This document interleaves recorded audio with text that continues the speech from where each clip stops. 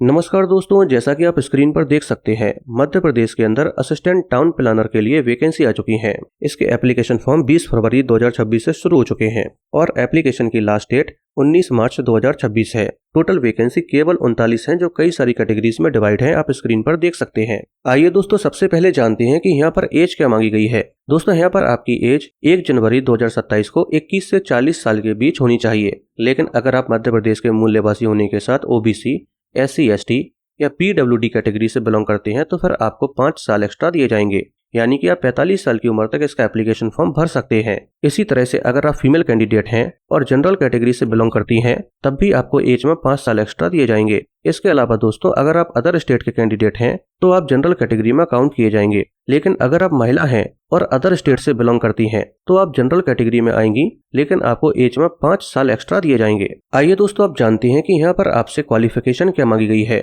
दोस्तों, अगर आप असिस्टेंट टाउन प्लानर के लिए अप्लाई करना चाहते हैं तो फिर यहाँ पर आपके पास मल्टीपल ऑप्शंस हैं, जैसे कि अगर आपने urban planning, town planning, urban development, housing, rural development, infrastructure planning, regional planning, transport planning, architecture या एनवायरमेंटल प्लानिंग में 4 साल की डिग्री प्राप्त की है या फिर इनमें से किसी भी सब्जेक्ट से मास्टर डिग्री यानी कि M.Plan कंप्लीट किया है तो आप एलिजिबल हैं। इसके अलावा अगर आपके पास यातायात एवं परिवहन में BE या ME की डिग्री है तो उसे वैलिड नहीं माना जाएगा। आइए दोस्तों, आप जानते हैं कि इस पोस्ट का सिलेक्शन प्रोसेस कैसा होता है।